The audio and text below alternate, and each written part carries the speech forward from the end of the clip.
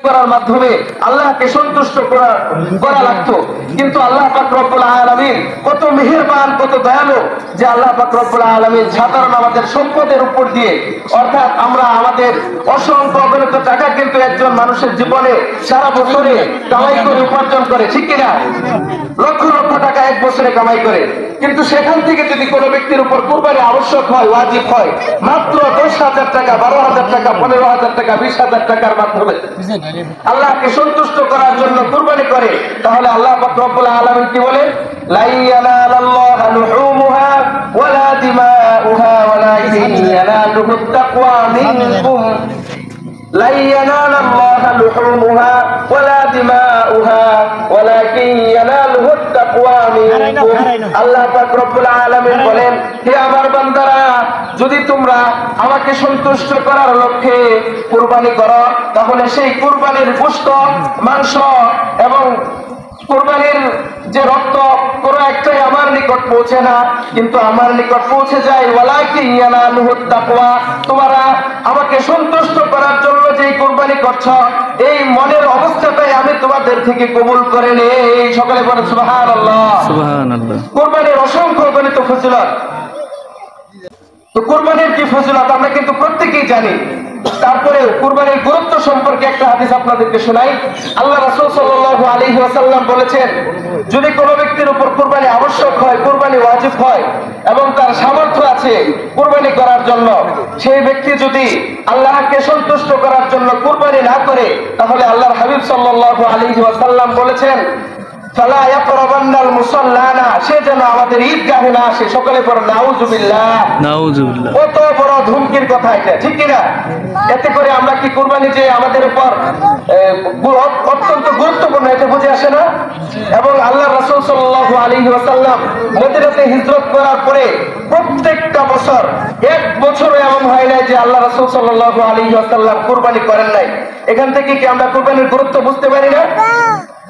প্রত্যেকটা বছর আল্লাহ রাসূল সাল্লাল্লাহু আলাইহি ওয়াসাল্লাম কুরবানি করেছেন। এবং তিনি কুরবানির পূর্বে, অর্থাৎ মৃত্যুবরণের পূর্বে, তিনি হযরত আলী রাদিয়াল্লাহু তাআলা আনহুকে বলে গেছেন, হে আলী, আমি যখন মৃত্যুবরণ করব, আমার পক্ষ থেকে তুমি প্রত্যেক বছর কুরবানি করবে। সকলে বলেন সুবহানাল্লাহ। সুবহানাল্লাহ। এবং এটা গুরুত্বপূর্ণ যে এটা বোঝানোর জন্য আপনাদেরকে আমি হাদিস শোনাচ্ছি। তো আল্লাহ পাক রব্বুল আলামিন কুরবানি, যেটা কুরবানি, এই কুরবানিকে আল্লাহ পাক রব্বুল আলামিন কবুল করবেন। তো কুরবানি হলো নৈকট্য উদ্দেশ্যে, আল্লাহ রাব্বুল আলামিনের নিকটে পৌঁছার উদ্দেশ্যে তার নিজের প্রিয় বস্তুকে আল্লাহর রাহে উৎসর্গ করা, এটাই হলো কুরবানি। এবং আমরা কুরবানির অসংখ্য অগণিত ফজিলত আছে, তার মধ্যে আমরা কয়েকটি ফজিলত শুনি এবং আমরা নামাজে দাঁড়িয়ে যাবো ইনশাআল্লাহ। তো আমরা অনেকেই জানি যে রমজানের রোজা হলো মানুষের জন্য জাহান্নাম থেকে বাঁচার জন্য ঢাল স্বরূপ। এটা কি জানি না? আমরা প্রত্যেকেই জানি যে রমজানের রোজা হলো আল্লাহ পাকের পক্ষ থেকে জাহান্নাম থেকে বাঁচার জন্য জাল স্বরূপ। আজকে আরেকটি নতুন হাদিস আপনারা শুনেন। এটি হলো কুরবানি যদি কোনো ব্যক্তি করে, তাহলে এটিও জাহান্নামের আগুন থেকে বাঁচার জন্য আল্লাহ তাআলার পক্ষে, আমার পক্ষে আল্লাহ তাআলার সামনে দণ্ডায়মান হবে, এবং এটি হলো আমার জন্য জাহান্নামের আগুন থেকে বাঁচার জন্য ডাল স্বরূপ। সকলে বলেন সুবহানাল্লাহ। এবং যদি কোনো ব্যক্তি আল্লাহ রাব্বুল আলামিনকে সন্তুষ্ট করার জন্য কুরবানি করে, তাহলে সেই কুরবানির প্রত্যেকটা পশুর যেই পশম রয়েছে, প্রত্যেকটা পশমের বিনিময়ে আল্লাহ পাক রব্বুল আলামিন যে ব্যক্তি কুরবানি করবে তার আমলনামায় সওয়াব দান করবে। সকলে বলেন সুবহানাল্লাহ। সুবহানাল্লাহ। এরকম ভাবে আমি যদি বলি তাহলে অসংখ্য অগণিত ফজিলত এখন শোনানো সম্ভব, কিন্তু সকলে আমরা একটু জিকির করি, লা ইলাহা ইল্লাল্লাহ, লা ইলাহা ইল্লাল্লাহ, লা ইলাহা ইল্লাল্লাহ, লা ইলাহা ইল্লাল্লাহ। সকলে একটু জবান খুলি আমরা, লা ইলাহা ইল্লাল্লাহ, লা ইলাহা ইল্লাল্লাহ, লা ইলাহা ইল্লাল্লাহ, মুহাম্মাদুর রাসূলুল্লাহ সাল্লাল্লাহু আলাইহি ওয়াসাল্লাম। এবং আল্লাহ হাবিব সাল্লাল্লাহু আলাইহি ওয়াসাল্লাম বলেছেন, যদি কোনো ব্যক্তি আল্লাহ রাব্বুল আলামিনকে সন্তুষ্ট করার জন্য কুরবানি করে, তাহলে সেই কুরবানির যে কুরবানি করলে জবে করলে যে রক্ত বের হয়, এক ফোঁটা রক্ত মাটিতে পড়ার পূর্বেই আল্লাহ পাক রব্বুল আলামিন যে কুরবানি করে তার পক্ষ থেকে এই কুরবানিকে কবুল করে নেন। সকলে বলে সুবহানাল্লাহ। সুবহানাল্লাহ। কুরবানির অসংখ্য অগণিত ফজিলত রয়েছে, কুরবানির অসংখ্য অগণিত ফজিলত রয়েছে।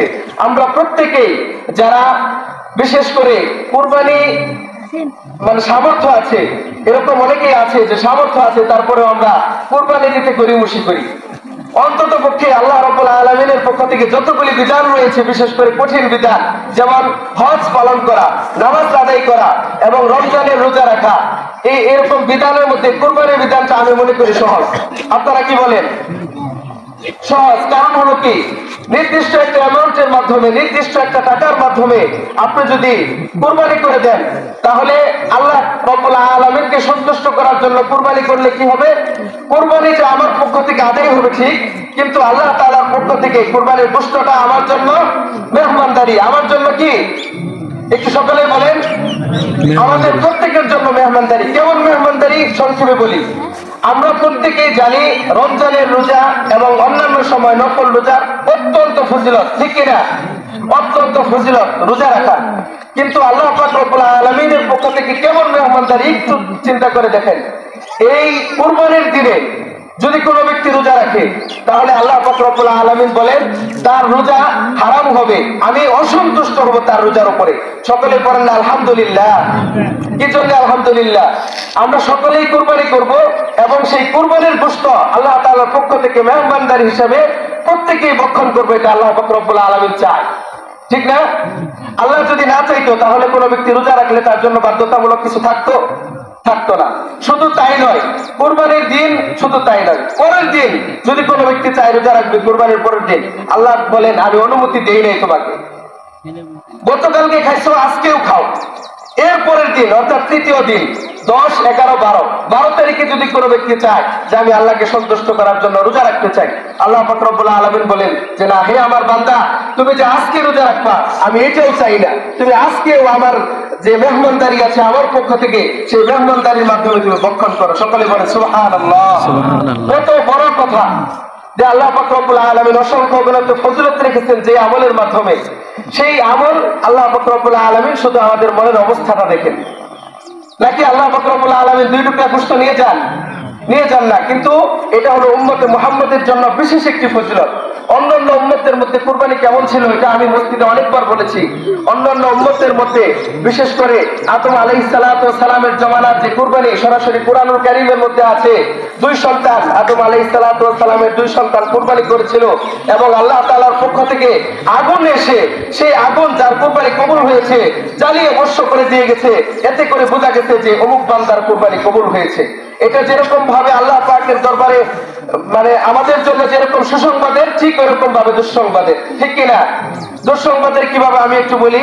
যখন 10 জন ব্যক্তি কুরবানি দিল, যদি একজন ব্যক্তির কুরবানি কবুল না হয়, হাজার হাজার মানুষের সামনে যদি আপনার কুরবানি মাঠে পড়ে থাকে, তাহলে এটা আপনার জন্য লজ্জাজনক ব্যাপার না? আমার কুরবানি যদি আল্লাহ পাক রব্বুল আলামিন কবুল না করে, তাহলে এটা আমার জন্য অবশ্যই লজ্জাজনক ব্যাপার, ঠিক কিনা? কিন্তু এই উম্মতে মুহাম্মাদের জন্য আল্লাহ পাক রব্বুল আলামিন এত ফজিলত রেখেছেন এবং এতটাই মানে মার্জিত বিধানগুলি দিয়েছেন, এটা আমাদের বলে বোঝানো সম্ভব না। এরকম ভাবে প্রত্যেকটা আমলের ক্ষেত্রে, প্রত্যেকটা বিধানের ক্ষেত্রে উম্মতে মুহাম্মাদের জন্য আল্লাহ পাক রব্বুল আলামিন বিশেষভাবে ছাড় দিয়েছেন।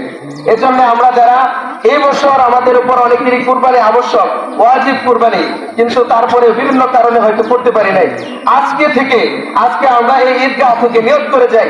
এমন হতে পারে একই ফ্যামিলিতে কয়েকজনের উপর কুরবানি ওয়াজিব। এটা কিভাবে? যেমন আমি সম্পদ উপার্জন করি, আমার উপর কুরবানি ওয়াজিব হতে পারে আমার নির্দিষ্ট 3 দিনের ভিতরে, কুরবানির দিন, পরের দিন এবং তারপরের দিন, 10, 11, 12 এই 3 দিন যদি নেশাব পরিমাণ সম্পদের মালিক আমি থাকি, তাহলে আমার উপর কুরবানি ওয়াজিব। ঠিক এরকম ভাবে যদি আমার ফ্যামিলির আরেকজন সদস্যের উপর সে উপার্জন করে, আমার ভাই থাকতে পারে অথবা আমার স্ত্রী স্বর্ণ অলংকার থাকতে পারে অনেক বেশি, যেই পরিমাণ সম্পদ থাকলে নেশাব পরিমাণ মালের মালিক হয়, এই পরিমাণ মালের মালিক থাকলে আমার স্ত্রীর উপর কুরবানি আবশ্যক। এই 3 দিন যদি থাকে, তো আমরা অনেকেই হয়তো এই মাসালাগুলি জানি, আবার অনেকেই জানি না, এবং জানার আগ্রহ অনেকের আছে, আবার অনেকের নাই।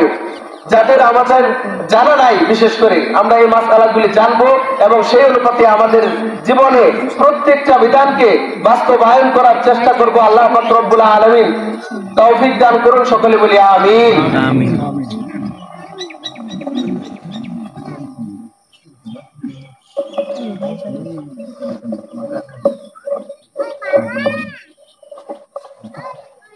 সম্মানিত মুসল্লিয়ান ইকরাম, আপনারা হয়তো সকলেই জানেন যে আমরা ঈদগাহের জন্য গত ঈদে বলেছিলাম যে আমরা তাঁবুর ব্যবস্থা করব।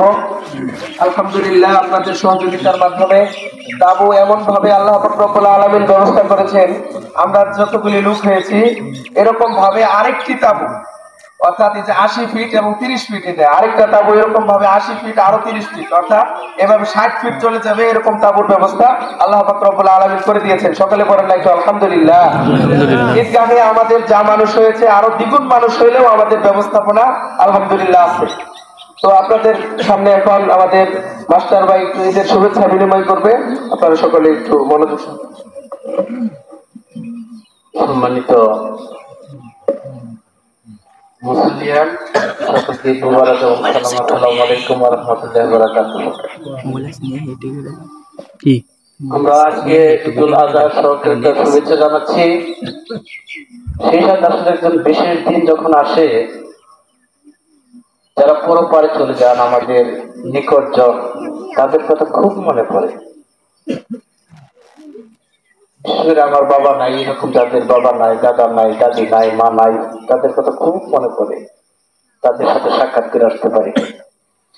আজকে অনেক লম্বা কাটা, আমার ভালো লাগতেছে যে অনেক শিক্ষিত, অর্থাৎ আমাদের সন্তানেরা অনেক শিক্ষিত হয়ে যাচ্ছে। যদি আমরা লেখাপড়ায় তেমন উন্নতি করতে পারি, আমাদের সন্তানেরা মানে শিক্ষিত হয়েছে, অনেকে চাকরি করতেছে বিভিন্ন প্রতিষ্ঠানে, অনেক নতুন মুখ দেখতেছি। আমার অনেক ভালো লাগতেছে, বিশেষ করে যুব সভ্যতা তারা আসছে।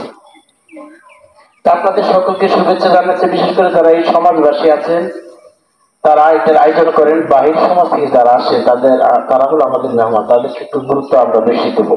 এটা যেন আমাদের প্রত্যেকের কনসেপ্টে থাকে, ধারণায় থাকে, মাথায় থাকে, আমরা চেষ্টা করবো। আর আমরা যখন শুক্রবারের দিন নামাজ পড়ি, সাধারণত এই অর্থনৈতিক ভাবে সহযোগিতা করার জন্য একটা দান বা সহযোগিতা দেয়, আমরা সামান্য হলে এটা দিয়ে থাকি। কিন্তু এই ঈদের এটা আমাদের সন্তানেরা নিজেরা তৈরি করে, যারা পরিশ্রম করেছেন তাদের জন্য দোয়া করবেন। আমাদের পরবর্তী অভিযান আছেন, তাদের জন্য দোয়া করবেন। এটা দোয়া চাই যে বিশেষ করে যাদের কথা আমাদের খুব মনে করতেছে আজকে, যারা আমাদের এই মাঠে কত মানুষের জানাজা করেছি আর কত মানুষের সাথে নামাজ পড়েছি, তারা নাই, অনেকে হয়তো এই মাঠে জানাজা করি না, বাইরে আমাদের আত্মীয় স্বজন যারা আছে তাদের সকলের জন্য দোয়া চাই।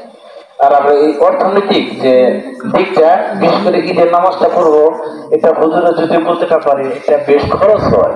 এটা ইচ্ছা করলে একজন দুজন দেওয়া কঠিন হয়ে যায়। তারপরে সকলে যেন সহযোগিতার হাতে, যেমন আজকে হয়তো প্রস্তুতি আমি আসতে যা পারি আমি তাই দিয়ে গেলাম, কিন্তু পরবর্তী ঈদের নামাজটা যেমন 10 টাকা করে দিয়ে সাধারণত আমরা মসজিদের নামাজটা করি। এই দিনটা ধরো ঈদের দিনটা একটু বিশেষভাবে আমরা দেখি, ঈদের নামাজ পড়বো বছরের 2 দিন আমরা একটু ভালোভাবে যাই। আমার কথা যদি কারো খারাপ লাগে তাদের সাথে দুঃখ প্রকাশ করছি। আপনাদেরকে আল্লাহ ভালো রাখুন, সুস্থ রাখুন, আমিও বেশি ভালো থাকি না, অনেক সময় আমি আপনাদের কাছে দোয়া চাই এবং আপনাদের জন্য আপনার বলে দোয়া করি আপনারা সকলে ভালো থাকুন, সুস্থ থাকুন এবং বারবার আমাদের জীবনে আনন্দময় দিন ফিরে আসুন, এই কামনা করে আমি আমার কথা শেষ করছি। আসসালামু আলাইকুম ওয়া রাহমাতুল্লাহি ওয়া বারাকাতুহু।